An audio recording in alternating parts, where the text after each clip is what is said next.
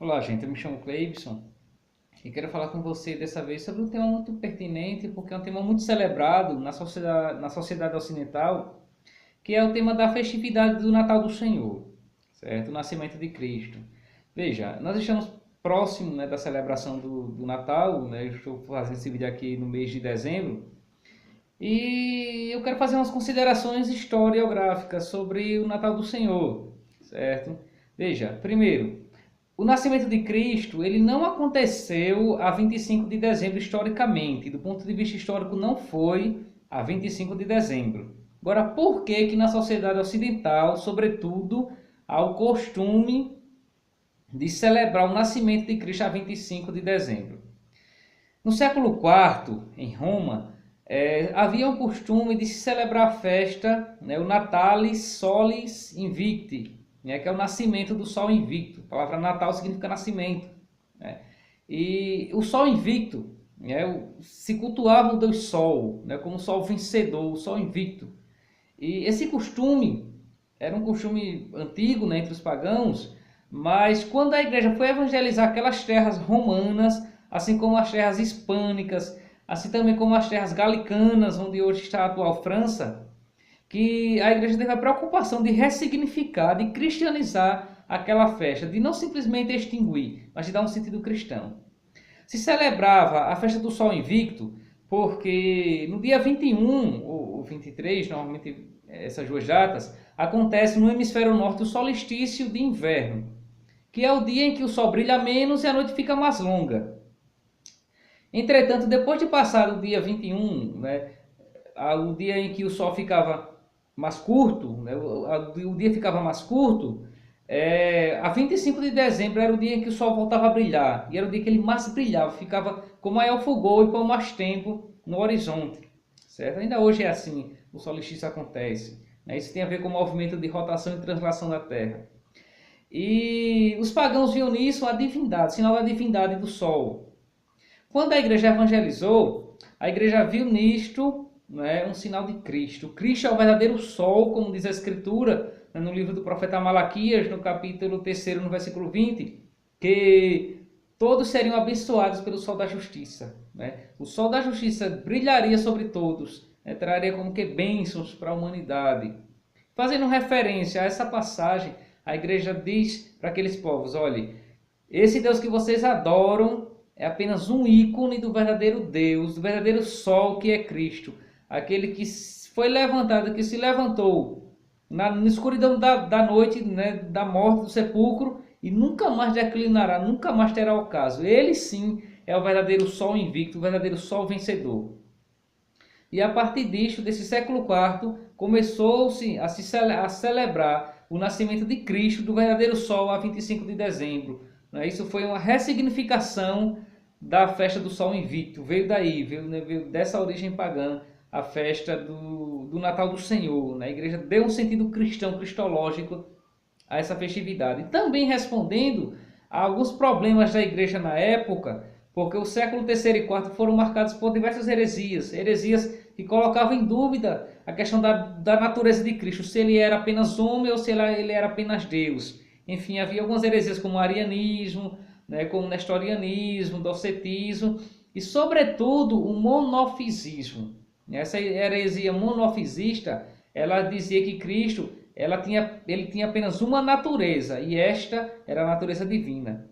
E quando foi instituída a festa do Natal do Senhor, foi também como resposta à heresia, dizer que não, que Cristo ele é verdadeiramente Deus e verdadeiramente homem. Ele de fato ele se fez homem, ele nasceu na história, ele nasceu no tempo, nasceu no espaço. Então o Natal do Senhor recorda também essa resposta que foi dada a essas heresias e sobretudo ao monofisismo e ao arianismo, certo? Aqui a gente recorda, posso recordar aqui para vocês, né, nessa reflexão, a figura de São Leão Magno, que foi o Papa do Concílio de Calcedônia no ano 451, que foi muito determinante, não é, para essa definição de fé, na dupla natureza, que ele é verdadeiramente Deus, ele é verdadeiramente homem, certo? Então a festa do Natal do Senhor reforça mais ainda a divindade de Cristo, como também traz de modo muito presente a sua humanidade. Ele assumiu de fato a natureza humana. Então, desde o século IV que a liturgia do Natal do Senhor foi se estruturando, né? Todo o sentido, né? Todo o simbolismo, ele foi ganhando um sentido a partir do século IV. Então, veja, a gente não celebra a data histórica, porque mais importante do que celebrar historicamente é celebrar essa dimensão espiritual, não é bíblica, teológica, essa verdade de fé que de fato ele nasceu. Deus se fez carne, nasceu no tempo e nasceu no espaço, né? Como diz o evangelista João, no capítulo 1, no versículo 14, que a palavra de Deus, que é Cristo, se fez carne e habitou entre nós, certo? Então, a festividade do Natal do Senhor, ao longo da história, ela foi ganhando também alguns acessórios, né? Alguns gestos simbólicos e rituais que foram dando um sentido mais amplo, né? E mais profundo a ela. Nós temos, por exemplo, né, alguns símbolos, e um dos muito significativo para a festividade do Natal é o presépio. O primeiro presépio ele remonta a 25 de dezembro do ano de 1223, a São Francisco de Assis.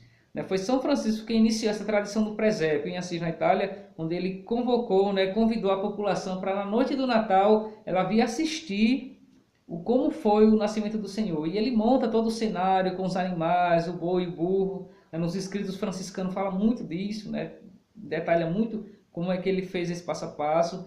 E a partir de São Francisco nós temos a tradição do presépio. Então é algo muito próprio, muito pertinente ao Natal do Senhor. Temos também a árvore do Natal. A árvore do Natal é sempre um pinheiro. Por que o pinheiro? Porque nas regiões muito frias da Europa, quando a vegetação morre por causa do inverno muito rigoroso, o pinheiro permanece.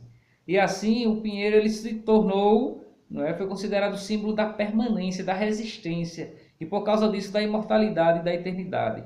E a igreja viu nele um sinal de Cristo, aquele que permanece para sempre, aquele que é imortal, aquele que é resistente. Quando tudo cessar, quando tudo não mais existir, ele permanecerá para sempre. Ele permanece. Então, o pinheiro ele é símbolo de Cristo por isso, porque ele é eterno, ele simboliza a eternidade, a permanência. Então, o pinheiro do Natal, ele também tem acima de si a estrela. E a estrela, ela faz menção àquela estrela que guiou os reis magos até onde estava o menino, para dizer que o menino estava ali. E essa estrela do Natal, do pinheiro, é para dizer que ele está aqui, representado nessa árvore do Natal, que é adornada com os frutos, para dizer que Cristo ele nos dá o verdadeiro alimento, que ele é do seu próprio corpo, é o seu próprio corpo o alimento, ele nos alimenta, então está representado naquelas bolinhas que são os frutos do Natal. Também as luzes do pisca-pisca, para recordar o Cristo luz, aquele que disse lá no Evangelho segundo João, eu sou a luz do mundo, aquele que me segue nunca andará nas trevas, mas terá a luz da vida. Então o pinheiro, e a árvore de Natal é símbolo próprio também do Natal. Outro símbolo que nós tínhamos, que entretanto foi desvirtuado graças à sociedade consumista, foi a figura de São Nicolau. São Nicolau, um santo bispo católico da Idade Média, que costumava nessa época natalina sair com muitos presentes em uma sacola muito grande para presentear sobretudo as crianças pobres. E era um bispo muito caridoso, um santo homem. Entretanto, no princípio do século XX, a sociedade consumista pegou a figura de São Nicolau e deu a ela um outro nome, Papai Noel.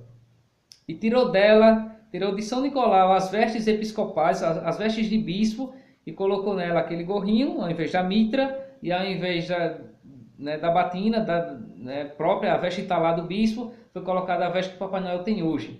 Que teve outras cores, mas graças a Coca-Cola colocou as suas próprias cores, o vermelho, o branco e o preto, e a partir daí se difundiu de tal forma que hoje já não se entende mais Papai Noel de outra cor, senão o vermelho, o branco e as botas pretas, que são as cores da Coca-Cola, porque a propaganda foi muito grande. Então, graças a essa sociedade consumista, houve esse desvirtuamento da figura de São Nicolau, de modo que já não se fala mais de São Nicolau, se fala agora somente em Papai Noel como sendo um homem bonzinho e caridoso. E ele é uma criação da sociedade consumista, o que é aconselhável que você cristão, você que tem uma consciência mais apurada da fé, não faça culto, não faça elogios, não faça nenhuma celebração em torno do Papai Noel, porque ele não tem nenhum sentido cristão, ele é um sentido consumista, um sentido pagão. Então você que trabalhou ano todo para dar o presente ao seu filho, não diga que foi o Papai Noel, foi você, Papai Noel não existe, certo? Foi você, então não diga às crianças que ele existe porque ele não existe, não é uma lenda boa. Tem lendas, tem fábulas que são boas, Ele não é uma lenda boa, porque ele desvirtua um costume muito cristão, muito bonito, né? Muito antiquíssimo, muito tradicional, certo? Então, aqui é um pouco, né, da história do Natal, né, e da liturgia do Natal, né, de como se estruturou e dos símbolos natalinos, né, essas figuras rituais e simbólicas do Natal, certo, gente? Então, a você que me escutou com muita paciência, não é, com muito interesse, muito possivelmente, eu desejo a você um feliz e abençoado Natal, a você e a sua família. Se você gostou desse vídeo, né, se lhe ajudou, se lhe acrescentou conhecimento e talvez a espiritualidade, você curte, né, dá um ok, né? Se gostou mais ainda, compartilhe. Não é? Se quiser também me escutar em outros vídeos, você pode ir lá no meu canal no YouTube ou no Face, né? Cleisto. Tem lá vários outros vídeos, né, explicando outros temas históricos e bíblicos, certo? Teológicos. Então você pode ir lá, certo? Então para você, para sua família, um feliz e abençoado Natal.